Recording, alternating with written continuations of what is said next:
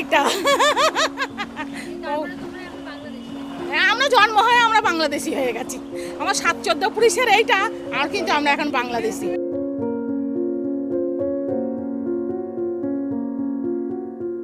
একজনও বাংলাদেশ থেকে, বাবা মা কলকাতার আর ছেলে মেয়েগুলো বাংলাদেশ, এটা কিভাবে হয়? আমি বলতে চাইছি যে আমার যে এতগুলো ডকুমেন্টস আছে, এই ডকুমেন্টসগুলো থাকা সত্ত্বেও কেন আমাকে বাদ দেওয়া হচ্ছে, এর উত্তর চাই সরকারের কাছে। আমি চরম অপমানিত বোধ করছি যে আমি মানে যে দেশটাকে আমার ঠাকুরদারা এই জেনারেশন রক্ত দিয়ে ঘাম দিয়ে তৈরি করলো, মানে ইলেকশন কমিশন গঠন হয়নি সেই সময় থেকে আমার ঠাকুরদারা এই দেশে রয়েছে, এখন হঠাৎ করে আমি বেনাগরিক হয়ে যাচ্ছি। আমি নিজস্ব 2000 টাকার, আমরা যেই থেকে নেশাইয়া রয়েছে 2000 টাকা জেরক্স শুরু করেছি।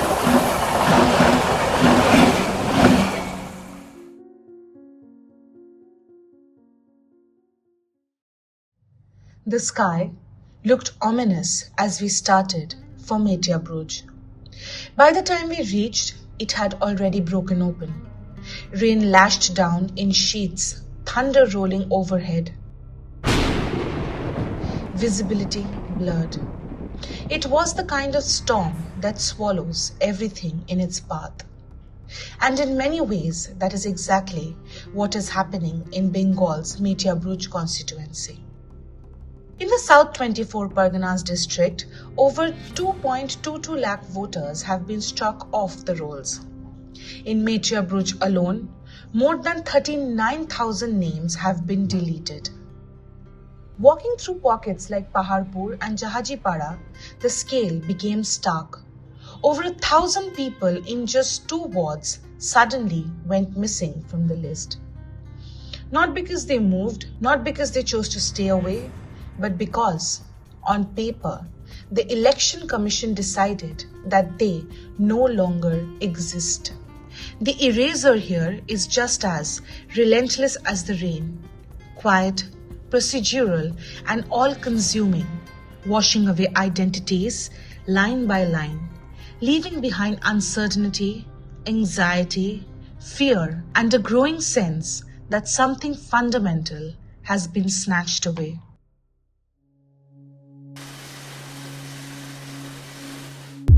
Sheikh Rizman Ali sits with a pile of documents that has grown thicker with every passing week. A tailor by profession, he has spent more time chasing paperwork than stitching clothes. His name is gone, so are the names of his brothers and his sister-in-law. From the stack, he carefully pulls out his birth certificate, laminated, sealed, preserved like something sacred. It should have been enough, but it wasn't. He has voted before. His family has lived in the same house next to the railway tracks for generations. And yet, today, his identity is under scrutiny. His citizenship reduced to a question mark by the very system meant to recognize it. রেজমান ভাই, আপনার কাগজ সব আছে? একদম। কি কি কাগজ আছে দেখান।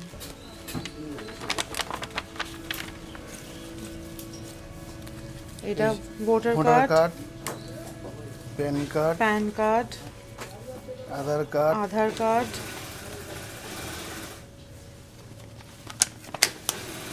রেশন কার্ড,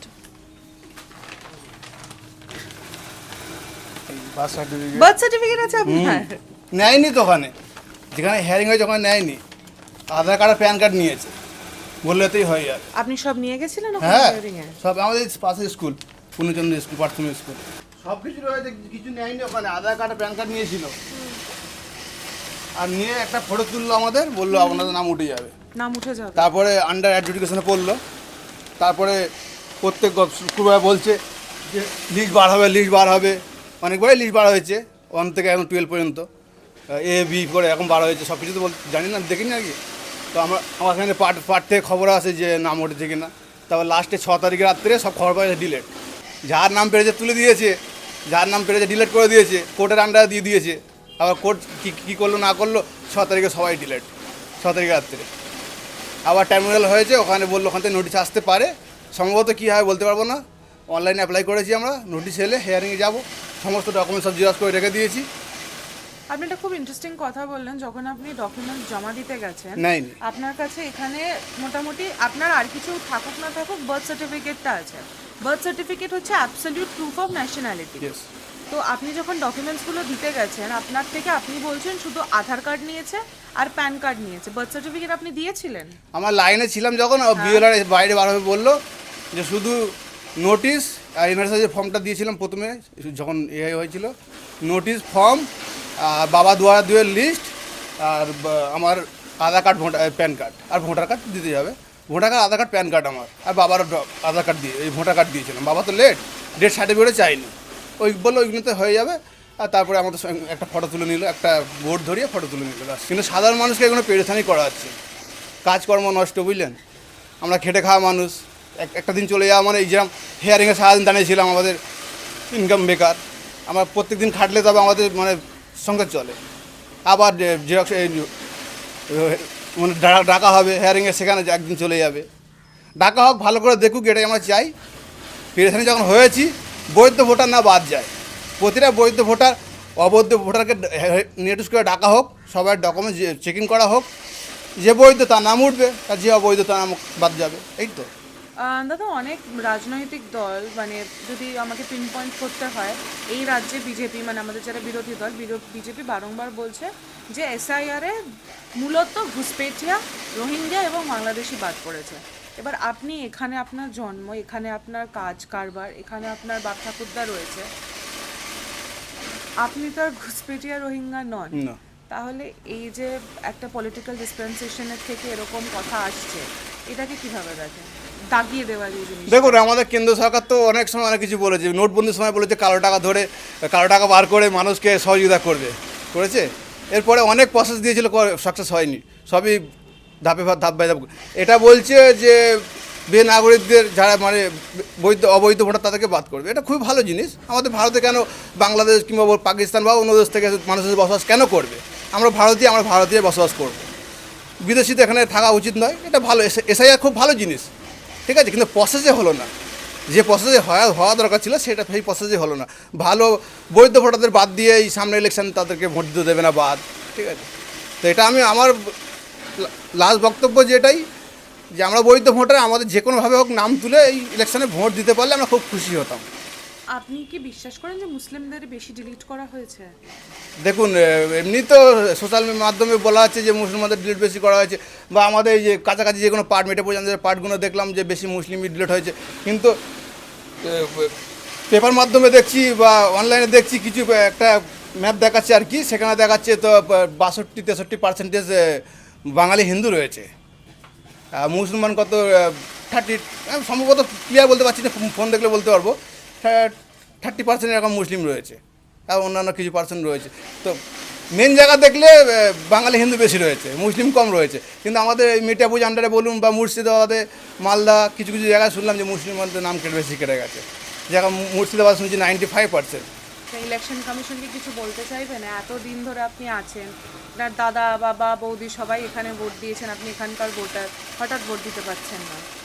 দেখুন, ইলেকশন কমিশনের প্রথমত বলবো, ওনার এসআইআরটা করার দরকার ছিল অনেক টাইম নিয়ে, এই ইলেকশনের কাছাকাছি করা উচিত নয়। ইলেকশনের কাছাকাছি করার জন্যই বৈধ ভোটাররা আজ ভোট দিতে পারছে না।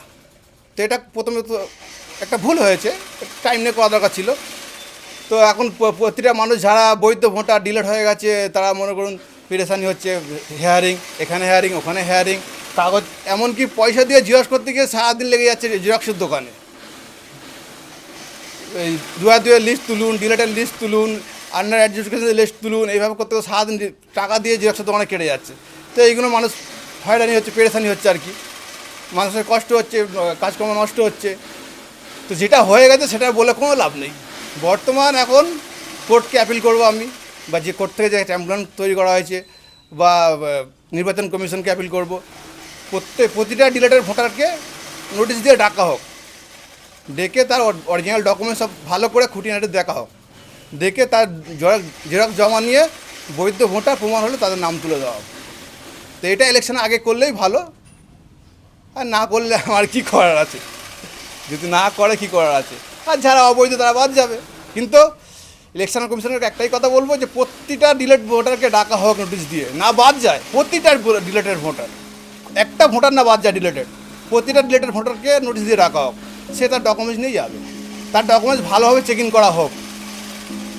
না চেক ইন করে বাদ দিয়ে দিলে তো এটা মানে আইনত অপরাধ।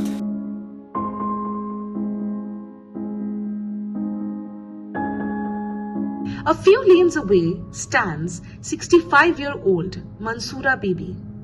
Outside a house she received under the Pradhan Mantri Awas Yojana. It is a home given by the state, a solid proof of recognition of belonging. And yet, 6 out of 7 members of her family have been deleted from the voters list. Her name existed in the 2002 rolls. Her sons' names followed and this time around mapped to her 2002 voters list. মা তোমার নামটা বাদ দিয়ে দিয়েছে? হ্যাঁ হ্যাঁ, হ্যাঁ তুমি আগে ভোট দিয়েছো? হ্যাঁ গো বাবা, 2002-তে ভোট দিয়েছিলে? হ্যাঁ বাবা।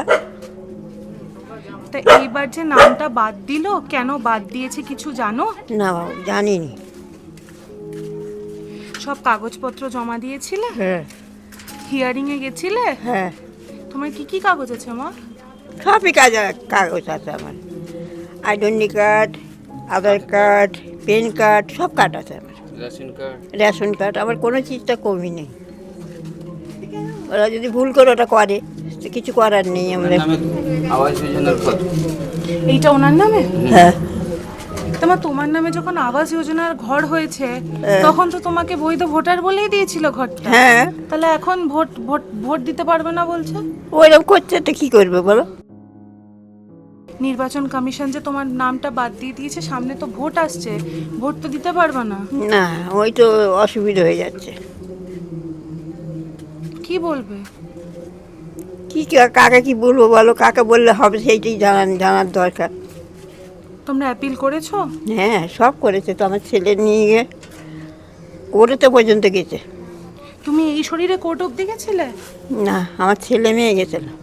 তো ওই যে লাইন দিতে গেছিলে হিয়ারিং এর সময়, তখন গেছিলে? হ্যাযাঁ। এই শরীরে তুমি লাইন দিতে গেছিলে? ভোটটা দেওয়ার জন্যই তো এত কষ্ট করছে আমার বাচ্চারা। আমাদের বাড়িতে টোটাল আছে 7 জন। 7 জনের মধ্যে 6 জনের নাম কেটে গেছে। আমার একটা দিদির আছে, মায়ের থেকে নিয়ে আমাদের সকলেরই ভোট কেটে গেছে। তো আমাদের মায়ের 2000 লিস্টে নামের একটা অক্ষরের মধ্যে ডিফারেন্স হয়ে গেছে বলে সেই জন্য নামটা কেটে দিয়েছে। তার মধ্যে আমাদের মায়ের দেখিয়েই তো ভোটের যত অ্যাপ্লাই করা ছিল সব মায়ের দেখিয়ে, ওই জন্য আমাদের সকলেরই নামটা কেটে গেছে। 2000 লিস্টের নামটা আমাদের সব পিনকোড নাম্বার সবই আছে এর মধ্যে। তার সত্ত্বেও আমরা অ্যাপ্লাই করে রেখেছি। এবার যদি ওনাদের হয় এলে ভোট দিতে পারবো, নালে দিতে পারবো। মায়ের যখন আবাস যোজনাতে নাম আছে, সেন্ট্রাল গভর্নমেন্ট যখন তো দিয়েছে, সেন্ট্রাল গভর্নমেন্টে তো নিশ্চয়ই তো আমাদের নাম আছে। সেই হিসেব করে তাহলে আমাদের তো আশা তো থাকবে যে আমরা ভারতীয়। তখন তো আমাদের বলতে পারবে না যে এরা রোহিঙ্গিয়া কি বাংলাদেশি, এটা তো বলতে পারবে না। তখন হয়তো আবার হয়তো নতুন কোনো সিস্টেম আইন বার হবে, সেই আইনের পরিপ্রেক্ষিতে হয়তো নাম আসতে পারে। এছাড়া তো কিছু রাস্তা নেই, আমাদের তো দেখতে পাচ্ছি না। চেষ্টা করে যাচ্ছি। এবার ওখান থেকে ভোট কমিশনার যিনি আছে তিনি যদি করে তাহলে হবে, নাহলে কিন্তু হবে না। ভোট কমিশনার তো বলেছে উনি প্রত্যেকটা ভোটারের পাশে পাথরের চাট্টানের মতো দাঁড়িয়ে আছে। ওইভাবে দাঁড়িয়ে আছে, মানুষকে পাথর দিয়েই মারছে হয়তো ধরে, নাহলে ওইভাবে কাটে কেন? The deletion of names is not an isolated mistake here in Metiabruz.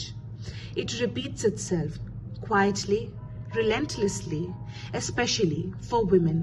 Surnames change after marriage. Addresses shift. Lives move forward. But in the eyes of the Election Commission, these changes have now turned into discrepancies, grounds for exclusion. Women who have birth certificates, multiple valid documents, even fresh affidavits now find themselves being asked to prove their identity all over again. Was getting married their fault, they ask? It isn't just a question tossed before the Election Commission. It is an indictment of a process that refuses to understand lived realities. সব কাগজপত্র সব দিয়েছিলেন? সব পুরো যা আমাদের প্রমাণ ছিল পুরো সব প্রমাণ আমরা সব জেরক্স করে সব জমা দিয়েছি। তাহলে এবার আমরা আর কি জমা দেবো? এবার আর কি প্রমাণ আমাদের তাহলে দেখাতে হবে যে হ্যাঁ আমরা এখন ঘরে বসেন তো আর কি প্রমাণ দেখাতে হবে? তাহলে জিজ্ঞেস করতে বলো যে আর কি প্রমাণ আমরা তাহলে দেখাবো এবারে? যে মানুষ মরে গেছে তার বলছে প্রমাণ এনে দেখাতি, তো তার প্রমাণ এটা এবার কোথা থেকে নিয়ে আমি দেখাবো? সে থাকবে তবে না তার প্রমাণটা দেখাবো। এই 26-এ ভোট দিতে যদি না পারো তোমার কি মানে মনে আশঙ্কা লাগে যে পরেও এটা নিয়ে অসুবিধা হবে? হ্যাঁ, তো আবার না তো কি কোনো অসুবিধা তো তাহলে থাকবেই তো আমাদের, যে আমরা এই ভোটটা না দিতে ফেলে আমাদের পরে গেলে তাহলে আমাদের বাল বাচ্চাদের কি হবে? যে আমাদের বাল বাচ্চাদের তাহলে কি হবে? ওরা তো ওইটাই তো এখন ভয় লাগছে না এটা আমাদের, যে এখন না ভোটটা দিতে পারলে আমাদের পরে গেলে আমাদের কি হবে? বাল বাচ্চাদের আমাদের তো জিন্দিগি নালে চলে গেছে, আমাদের বাল বাচ্চারাও তার ভিতরে বড় হচ্ছে, তাদের ভিতরে এখন ভোট হবে, তাদের নিয়ে তাহলে কি করবো? একটা 5 বছর পর একটা নির্বাচনে আমি অংশগ্রহণ করতে পারলাম না। আমারও তো মতামত থাকা দরকার, আমিও তো এই ভারতেরই নাগরিক, কিন্তু কিছু করার নেই, আইন যেভাবে চলছে সেভাবে চলতে হচ্ছে। এইভাবে অনেককেই বাদ দিয়েছে ওরা, তার মধ্যে আমিও আছি। সবার একই ভাবনা যে আমাদের সব কিছু ডকুমেন্টস থাকা সত্ত্বেও, আমাদের পূর্বপুরুষ এখানেই জন্মগ্রহণ করেছে, সব কিছু তাদের ডকুমেন্টস থাকা সত্ত্বেও আমাদের বাদ দিয়েছে। আধার কার্ড আছে, এই আমার আধার, ভোটার কার্ড, এই আইডেন্টি,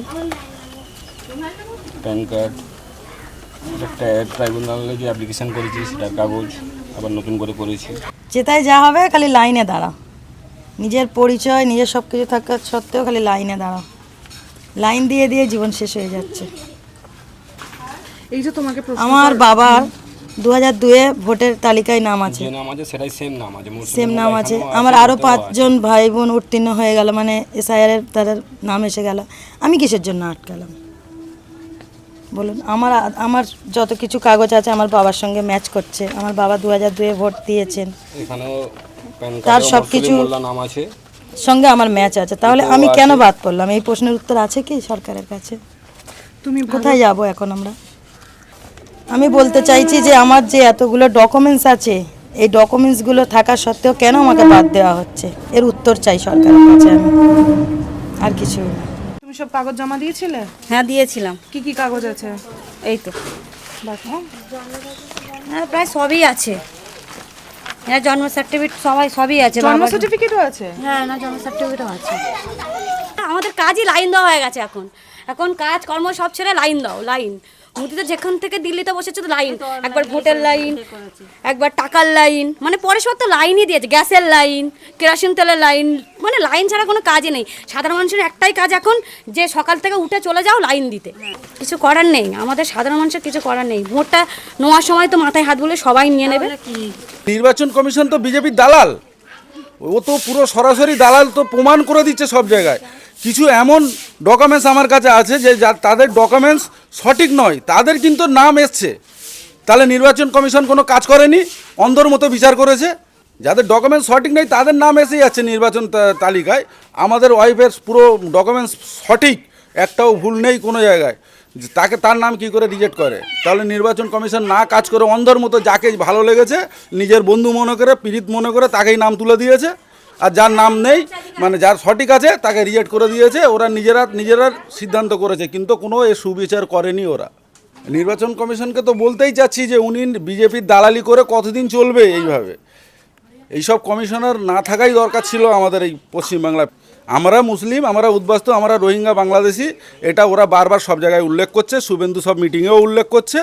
তাহলে যদি এই মুসলিমরা যদি রোহিঙ্গা বাংলাদেশি হয়, যখন ভারত থেকে আমাদের এই পাকিস্তান ভাগ হলো, ভারতের অংশ তো পাকিস্তান, তারপরেই তো আমাদের একটা ডিভাইডেড হলো। আমরা নিজেরা সিদ্ধান্ত করে নিয়েছি যে আমরা ভারতের মাটিতে জন্ম হয়েছি, আমরা ভারতের মাটিতে মরবো, ভারতের জন্য আমরা আমাদের জীবন দেবো। সেই সিদ্ধান্তে আমরা অনড় হয়ে আজ আমরা এই জায়গায় দাঁড়িয়ে আছি। তাহলে ওরা কি করে আমাদের সিদ্ধান্ত করে?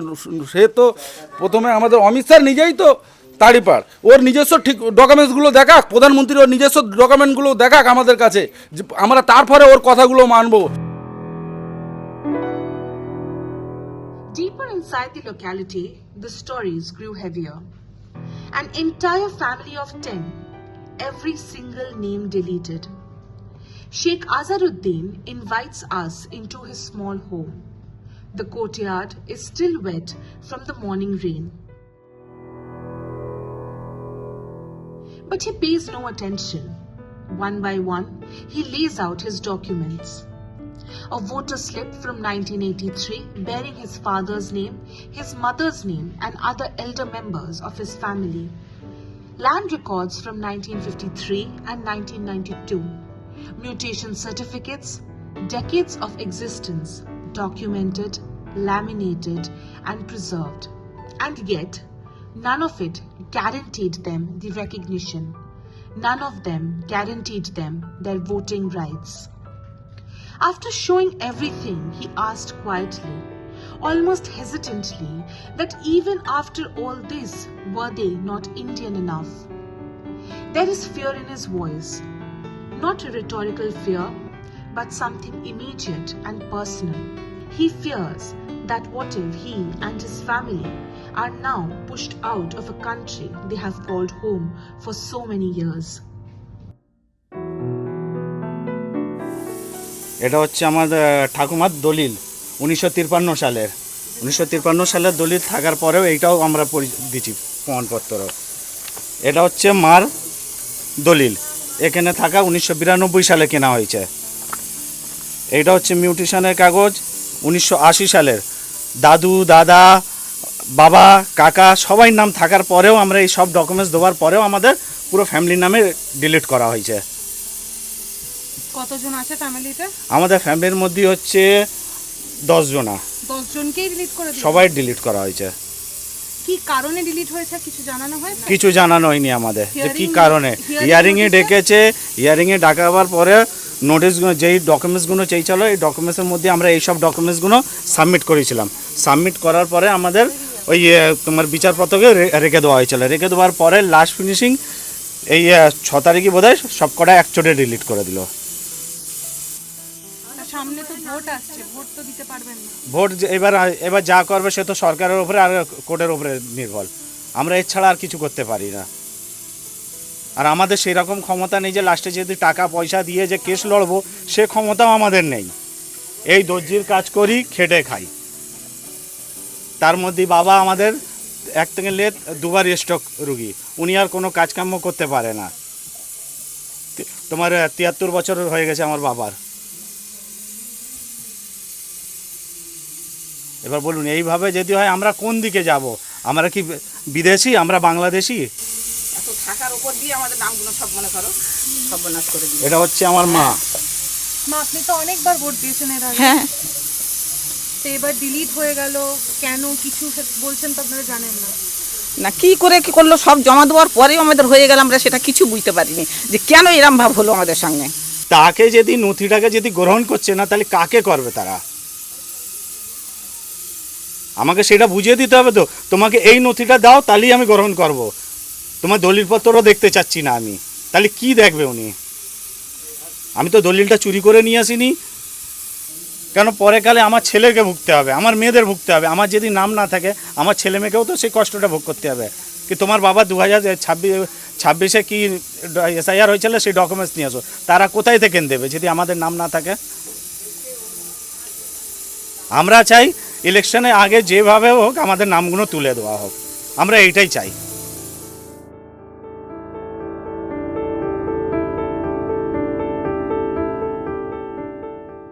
The fear, after having been deleted from the voter lists, is no longer contained. It has spread across homes, across families, across entire neighborhoods in Bengal's Metiabruz Assembly constituency. People who have voted for years, who have participated in every election, who have stood in queues as citizens, now find themselves excluded by a single stroke. This is no longer a revision of voter rules, however, has become a question of existence. In Metiabruz today, people are not preparing to vote. They are running from office to office, carrying files, certificates, affidavits, trying to prove that they belong. And the question that echoes through these lanes is both simple and devastating. Why must those who have always been a part of this electorate system, holding valid documents such as birth certificates and passports, now prove it all over again, just to be allowed to vote? From Bengal's Metiabruz Constituency, along with video journalist Orko Shaha, with Sonakshi Ghosh and Dipanita Das. This is Titash reporting for News the Truth, NTT.